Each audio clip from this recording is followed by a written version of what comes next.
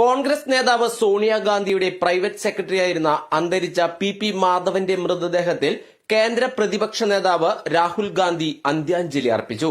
P മാധവന്റെ ചേർപ്പ് വല്ലച്ചിറയിലുള്ള വീട്ടിലെത്തിയായിരുന്നു രാഹുൽ ഗാന്ധി അന്ത്യാഞ്ജലി അർപ്പിച്ചത്. ഇന്നലെ രാത്രി തൃശൂരിലെ ഹയാത്ത് ഹോട്ടലിലെത്തിയ രാഹുൽ ഗാന്ധി അവിടെ നിന്നും ഇന്ന് രാവിലെ റോഡ് മാർഗമാണ് ചേർപ്പ് വല്ലച്ചിറയിലുള്ള വീട്ടിലെത്തിയത്. രാഹുൽ ഗാന്ധിക്കൊപ്പം ICC general secretary KC Venugopal, KPCC president K Sudhakaran, പ്രതിപക്ഷ നേതാവ് VD സതീശൻ, VM സുധീരൻ തുടങ്ങിയവരും മന്ത്രി K രാജനും അന്ത്യാഞ്ജലി അർപ്പിക്കാനെത്തിയിരുന്നു. അരനൂറ്റാണ്ടോളം കാലം ഗാന്ധി കുടുംബവുമായി ചേർന്ന് പ്രവർത്തിച്ച ആളാണ് മാധവൻ. ഡൽഹി എയിംസ് ആശുപത്രിയിൽ ചികിത്സയിലിരിക്കെ ഇന്നലെയാണ് പി മാധവൻ അന്തരിച്ചത്.